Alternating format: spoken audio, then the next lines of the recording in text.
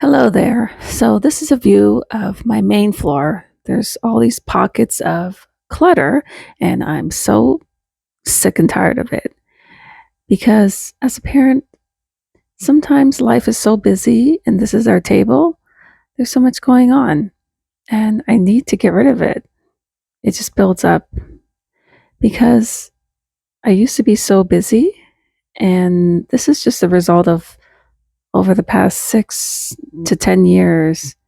And marking this birthday of my son, who's just turned 10, is the beginning of the end. So here's my plan. I have organized a donation pickup, and this gets rid of a lot of the old clothing.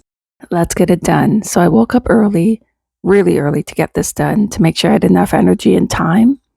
And it turns out it really didn't take me that long. I just did it. I stayed focused, kept myself accountable, and look, easy. That section was so easy to do. So here I set the timer for the table, thinking it would be so much more work. And then just as well, it turned out both cleanup took around under 10 minutes each section. So a total of 20 minutes this took early in the morning. But I think the key was waking up before the kids and doing this at the start of the day because by midday, afternoon, I'm so tired. But see, less than 10 minutes. Bye now.